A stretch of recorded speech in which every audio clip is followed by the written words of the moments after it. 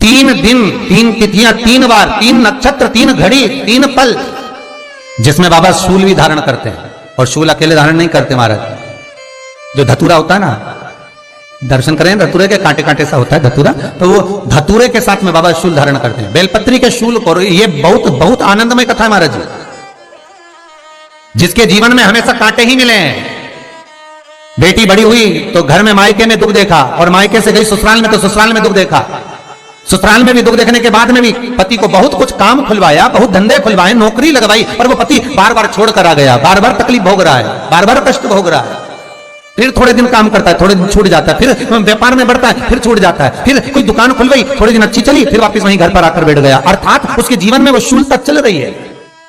तो बाबा देवाधिदेव महादेव कहते हैं, ये 3 घड़ी, 3 पल, 3 नक्षत्र, 3 समय, 3 दिन में जो शूल मुझे समर्पित करता है, उसके जीवन से मैं शूल हटा देता हूं। वो 3 दिन लिखे स्कंद पुराण में।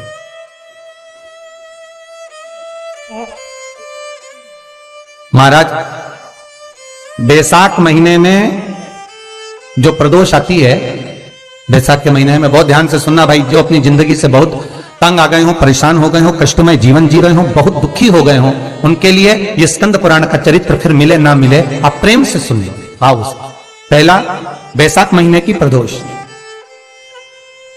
चाहे वो शनिचरी प्रदोष हो, चाहे रविवार की हो, सोमवार की हो, मंगल की हो, बुधवार की हो, गुरुवार की हो, शुक्रवार की हो, शनिवार की हो, कोई भी वार की हो, पर बैसाख महीने की प्रदोष, प्रदोष काल में शाम का समय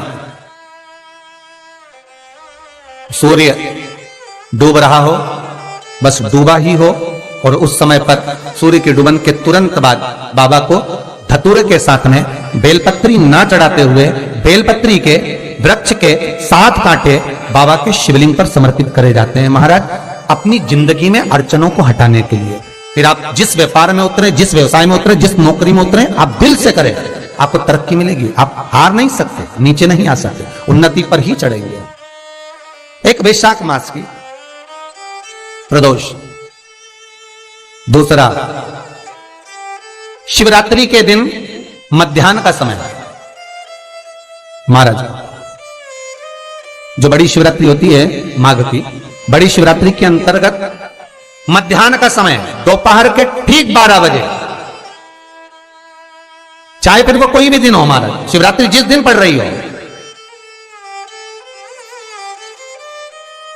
उस दिन भी धतूरे के साथ बाबा को 7 कांटे बेलपत्री के वृक्ष के समर्पित होते हैं महाराज। इसमें आप ये वाले जो कांटे हैं, जो शिवरात्रि के दोपहर 12 बजे वाले हैं, अगर कोई मदिरा पीने वाला हो, व्यसन में डूबने वाला हो, कोई जुआ खेलने वाला हो, कोई गलत वैश्यावृत्ति करने वाला, या अपने मार्ग से विचलित कोई व्यक्ति है, उसके लिए भी ये कांटे बहुत काम आते हैं महाराज। दूसरा, पार्वती, तेरे द्वारा तेरे नयन अश्रु से जो प्रगटा हुआ बेल का वृक्ष है, द्वितीय शूल मैं वहां धारण करता हूं। तृतीय शूल, तीसरा शूल जो वर्णन करा गया महाराज, भगवान श्रावण के महीने में जो भी दूसरा सोमवार पड़े, जो भी पड़े, श्रावण के महीने का जो दूसरा सोमवार होता है, उस दूसरे सोमवार में रात्रि के समय पर, अर्थात शास्त्र अब घड़ी और पल का स्मरण करेंगे तो रात्रि के बजेंगे 10 से 12 बजे महाराज, 10 से 12 के बीच में धतूरे के साथ बाबा को शूल समर्पित होता है महाराज। ये भी हमारी बाधाओं को, हमारी तकलीफों को, व्यापार व्यवसाय के लिए, नौकरी सर्विस के लिए, बहुत सारे एग्जाम में आप बैठ लिए, गवर्नमेंट एग्जाम के लिए बैठ लिए, नहीं हो रहा, ये 3 बार मेरे शंकर को बेलपत्री के वृक्ष के शूल समर्पित होते हैं, उसका आनंद पाना और उससे अपने को सुख प्राप्त करना।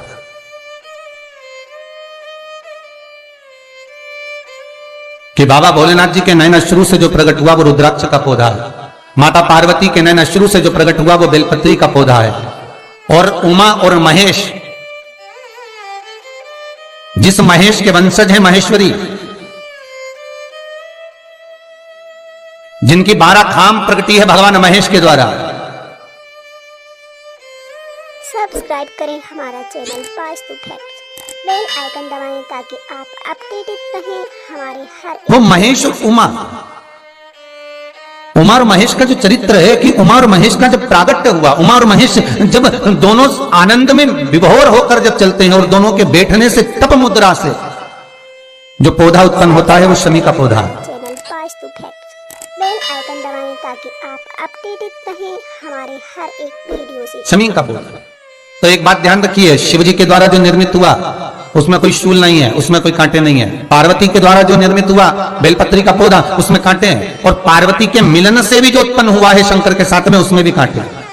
शमी के पौधे में भी कांटे, शमी के वृक्ष में भी कांटे। सब्सक्राइब करें हमारा चैनल पास्तु फैक्ट्स बेल आइकन दबाएं ताकि आप तो पार्वती जी स्कंद पुराण में एक प्रश्न कर रही हैं भोलेनाथ जी से कि प्रभु मुझे ये बताओ कि आपके द्वारा जो निर्मित हुआ उसमें शूलता नहीं है,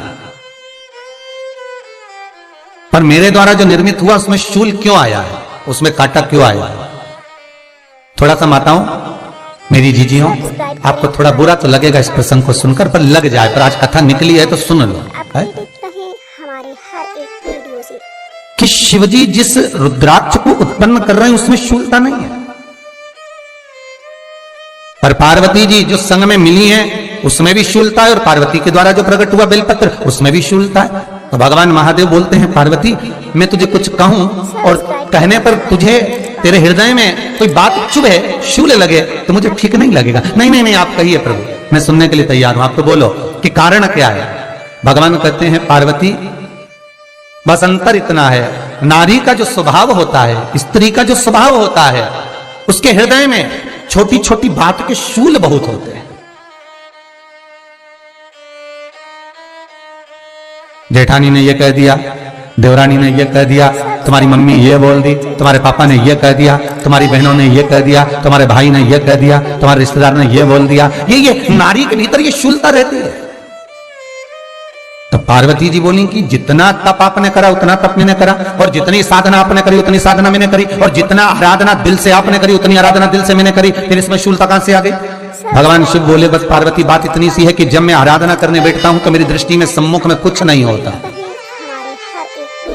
जब मैं आराधना करने बैठता हूं तो मेरी दृष्टि में मेरे सम्मुख में कुछ नहीं होता कि कौन ने क्या करा है, कौन ने क्या बोला है, कौन क्या कर रहा है, उससे मुझे मतलब नहीं होता, उससे मुझे कोई मतलब नहीं। पर पार्वती जब तू आराधना करने भी बैठती है ना तो तेरी चित्त वृत्ति में कहीं ना कहीं किसी ना किसी रूप में कोई शूल आ ही जाता है।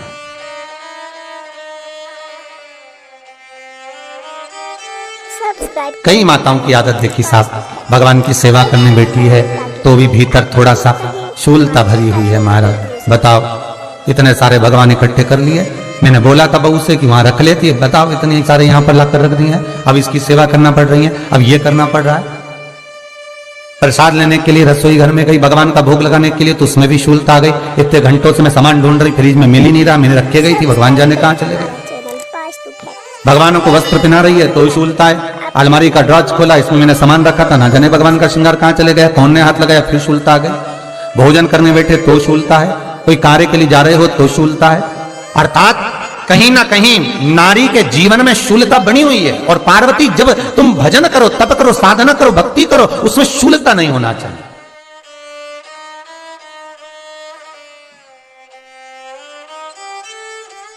पार्वती जी ने कहा भोलेनाथ तो क्या आप मुझे स्वीकार नहीं करेंगे बेलपत्री के रूप में? क्या मुझे स्वीकार नहीं करेंगे शमी पत्र के रूप में?